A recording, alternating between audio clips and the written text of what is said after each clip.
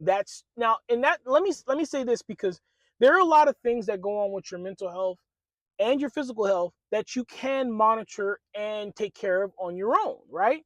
It exercise, eating right, drinking water, talking with a friend about how you feel, taking the time to relax and de-stress, maybe getting a massage, maybe going to a spa, even physical health like working out will help with your mental health, right? These are the different things: reading different self-help books, doing different exercises. So there are things that you can do on your own, but when you start to see that you're having these same symptoms every single day, when you start to see that certain things are causing these same symptoms to come up, you may need professional help. And you may need, probably do need, a professional diagnosis, right? There are so many people out there. This is the point that I wanted to get to with having it as a prioritization of your health. There's so many people out there who will watch a video, maybe even this one, who will read a book, who will have a conversation with a friend, and then they'll go diagnose themselves with something. I'm neurodivergent. I'm bipolar. I'm depressed. I'm anxious. They'll diagnose themselves with some type of disorder, and that's very, very dangerous. And the reason that's dangerous is because if you're self-diagnosing, that also means that you're self-treating. And that right there can lead you into a world of trouble. I don't understand how people, well, I do understand, but it frustrates me that people do this. And the reason it frustrates me is because you wouldn't, shouldn't, and I hope you don't diagnose yourself with diabetes and then go get insulin and start shooting insulin. You wouldn't diagnose yourself with, congestive heart failure and then start taking blood thinners. And I can go on and on and on and on with these self-diagnoses on things that you wouldn't do. Then why would you do it in the mental capacity? Why would you decide you're going to self-diagnose yourself with neurodivergent and then start to treat yourself that way? Why would you decide to self-diagnose yourself with anxiety and then start to treat yourself that way?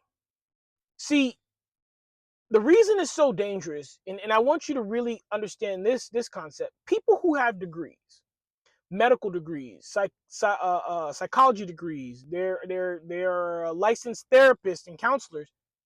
They don't even diagnose themselves with things. A doctor who's a medical doctor can't even diagnose themselves with diabetes or heart failure. They have to have another, it's against the practice. It's immoral, it's unethical, and it's counterproductive to say, oh, I have this, I'm going to do that. Now, a lot of times, and this is on the severe level. I'm not saying there's not little small stuff like, okay, you know what, I need to work out a little bit more, and as I work out, oh, I feel better. Okay, you know what, I need to limit my social media time, and as I limit my social media time, oh, I feel better. It's not things like that. I'm talking about, hey man, every time somebody raises their voice at me, I go in the corner and break down crying. That's not normal. Hey man, every time something doesn't go my way, I feel like I want to break something and I get agitated. That's not normal. Hey man, every time I'm waiting for an announcement or a decision to come down or for results to come out, I'm sitting there twiddling my thumbs and I can't move on with my life until I find out exact. That's not normal. Now, that's my opinion. And I am not diagnosed, excuse me, I am not trained and schooled and taught, and I don't have a degree. I'm not certified to give you that opinion. But you know what? There are people who are. And you may go to a counselor or a therapist, and you may sit down and tell them your problems and tell them the issues that you're having and how you're dealing with them. And they may say, man, high five. High five, brother. High five, sister. High five, queen. High five, king. You're doing a phenomenal job on dealing with that. Keep doing what you're doing. And that may be the end of it. They may not even say you have to come back and see me. Just keep doing what you're doing. If it gets worse, if you have these, try this stuff or come back and see me. You might end up in a situation where they say, you know what, go ahead and continue to come see me. We're going to talk about some tools, some resources, some ideas, some different things that we can exercises that we can do to help, resolve this. You might end up being prescribed something because they do some tests and they say, you know what, you're going to need this to help you get through life. You might end up putting somewhere where you can take a break and you can really get your mental health together. But these are the things that only a professional can do. So the way that we take ourselves as a priority, the way that we take control of our health, our mental, our physical, our emotional, our spiritual health, is by seeing leaders and professionals in each one of these genres. Now, I can't and I won't tell you what you should be doing for your spiritual health. I can tell you what I do for mine. And that's to talk to a spiritual leader. That's to evaluate the decisions I'm making and why I'm making them.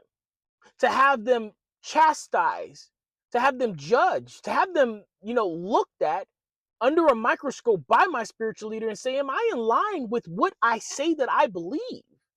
Am I doing the work that I'm saying that I believe I should be doing? And I can't tell you what your emotional state to be in because some of you people might be watching me from outside of the United States. Some of you people might be watching me from inside of a war zone. Some of you people might be watching me and you just lost a loved one. So depending on what your situation is, your emotional state might be reflective of that. And that's okay. But it needs to be evaluated by a professional. That's how we know if we're in the norms of where we should be. That's how we know if we should be taking further action on what we are trying to have, which is good health, which is taking responsibility for our health.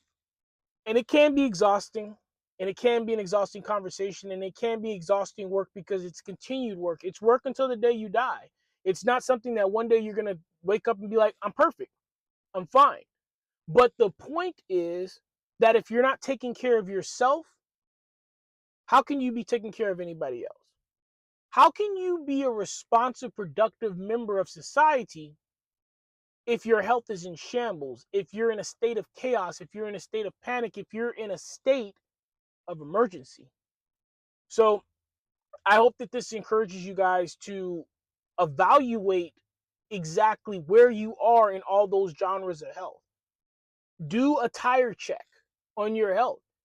How is the life of your tire? Do you need new tires? Do you need air in those tires? Do you need to rotate them? And don't be afraid to ask a professional to evaluate you.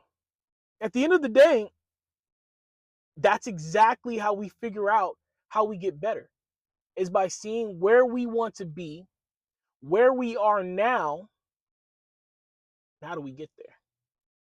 All right, guys. Again, I know this was a long video. I'm probably gonna break it down to at least 2 parts, right? And I hope it helps you out. If you guys have any questions, if you have any criticisms, if you guys want to keep the discussion going, let me know. I'm open to feedback, I'm open to things, but a lot of times I do see people neglect their health. And the reasons that they give for neglecting those healths are not good reasons at all. There is no reason to neglect our health. Our health is our wealth.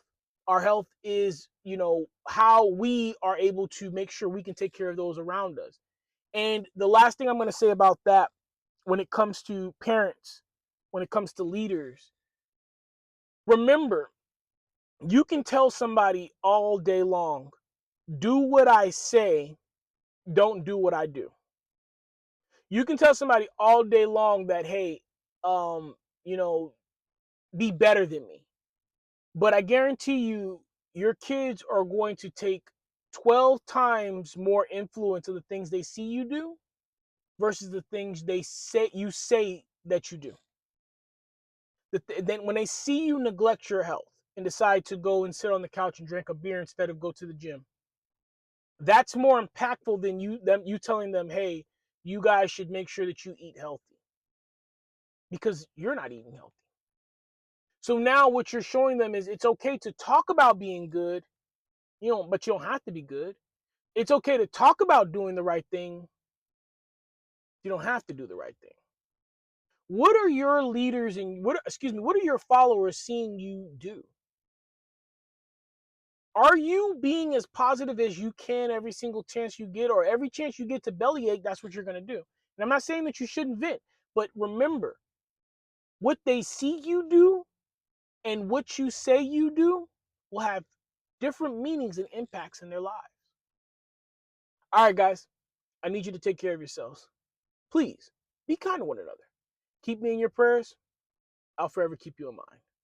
Endure, believe, rise.